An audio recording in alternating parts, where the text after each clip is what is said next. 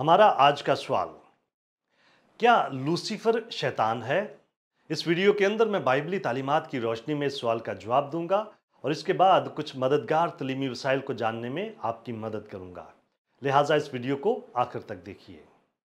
आम तौर पर बात करें तो लूसीफर शैतान के लिए इस्तेमाल किया जाने वाला एक और आम सा नाम है। ये बात मशहूर है कि जॉन मिल्टन ने अपनी नज्म पैराडाइज लॉस्ट में इस नाम का इस्तेमाल किया है। बाइबल के अंदर कोई भी ऐसी आयत नहीं जो ये कहती हो कि लूसीफर शैतान है।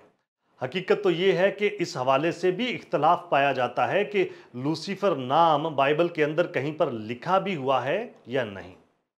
यसाया 14 बाब में एक किरदार है जो लूसीफर की तरफ इशारा करता है। यहाँ पर मंजर ये है कि बाबल के बादशाह के खिलाफ बारे नबूवत पेश किया जा रहा है।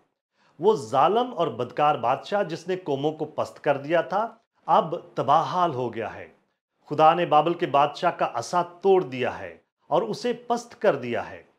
उस शिकस्त खोरदा बाबल के बादशाह की तस्वीर कशी ऐसे की गई है जैसे वो पाताल में उतारा जा रहा है, जहां पर उससे पहले जाने वाले बादशाह उसका बेचैनी से इंतजार कर रहे हैं। वो सब तुझसे कहेंगे, क्या तू भी हमारी मानिंद आजिज हो गया? तू ऐसा हो गया जैसे हम हैं। तेरी शानो शौकत और तेरे साजों की खुश आवाजी पाताल में उतारी गई। तेरे नीचे कीड़ों का फर्श हुआ और कीड़े ही तेरा बालापोश बने।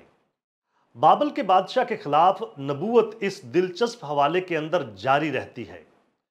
ऐ सुबह के रोशन सितारे, यानी ऐ लूसीफर, तू क्यों कर आसमान पर से गिर पड़ा? ऐ कौमों को पस्त करने वाले, तू क्यों कर जमीन पर पटका गया?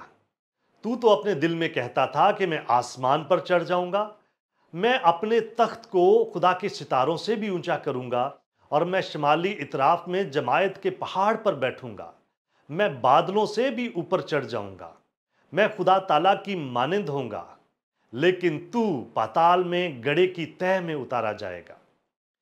किंग जेम्स वर्जन और न्यू किंग जेम्स वर्जन में यसाया 14 बाब उसकी 12 आयत के अंदर लूसीफर लफ्ज का इस्तेमाल किया गया है, लेकिन दीगर तराजम में सुबह का सितारा, दिन का सितारा या चमकता सितारा इस्तेमाल किया गया है। क्या इस इस्तिलाह का मतलब एक बाकायदा पूरा नाम था या फिर उस बादशाह की सारी अजमत और शानो शौकत के लिए एक इस्तारा था? उल्मा इस मौजू पर पूरी तरह से मुत्फिक नहीं है। वाज़िया तौर पर यसाया 14 बाब की बुनियादी तफसीर एक इंसान यानी बाबल के बादशाह के खिलाफ एक नबूवत है।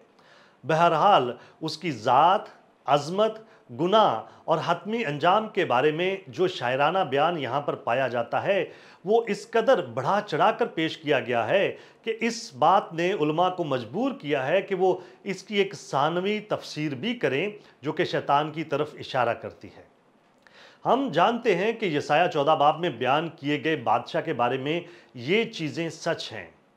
वो आसमान पर से गिराया गया था, उसे ज़मीन पर पटका गया था, उसने कौमों को पस्त किया था, उसने खुदा के तख्त पर चढ़ जाने की ख्वाहिश की थी, वो खुदा ताला की मानिंद बनना चाहता था, उसे पाताल के घड़े की तह में उतारा जाएगा। शैतान का हवाला देने के लिए खुदावंद यस्सू ने भी लूका 10 बाब उसकी 18 आयत में उसके लिए कुछ ऐसे ही अल्फाज का इस्तेमाल किया था। मैं शैतान को बिजली की तरह आसमान से गिरा हुआ देख रहा था। शैतान और लूसीफर के दरमियान जो ताल्लुक है उसको शैतान के आसमान पर से गिराए जाने से, जिसका जिक्र खुदावंद यस्सू मसीह ने भी किया है, शैतान की तरफ से हवा को ये कहकर आजमाइश में डालने से कि वो खुदा की मानिंद हो सकती है, शैतान के एक तबाह करने वाली ज़ात होने से और शैतान के नूरानी फरिश्ते के रूप में ज़ाहिर होने से तकवीयत मिलती है। हमारा मानना है कि यसाया 14 बाब को देखने का बेहतरीन तरीका उसके अंदर दोहरी मजम्मत का इदराक पाना है। यहाँ पर बाबल के इंसानी बादशाह और उसके पीछे काम करने वाली रूहानी कुव्वत दोनों को ही उनके तकब्बर और बदकारी की वजह से खुदा की अदालत का सामना है। उस इंसानी बादशाह के पास इस दुनिया के अंदर एक बहुत ही जाहो जलाल वाला तख्त था। वो दुनिया के दीगर बादशाहों के दरमियान एक सितारा था और उस रूहानी हस्ती ने जो उसके पीछे कार फरमा थी, आसमानी मुकाम पर एक बहुत ही जाहो जलाल वाला ओहदा पाया था, जिससे उसे गिराया गया, लेकिन उससे पहले वो एक सच्चा लूसीफर या सुबह का सितारा था। क्या आप और बहुत कुछ जानना चाहते हैं? हमारे चैनल को सब्सक्राइब कीजिए ताकि आप हमारी दीगर वीडियोस को मिस ना कर दें। और बहुत सारे सवालात के जवाबात को जानने के लिए हमारी वेबसाइट godquestions.org को विजिट कीजिए। क्या आपके और बहुत सारे सवालात हैं? बाइबल के पास आपके सभी सवालात के जवाबात हैं। शुक्रिया।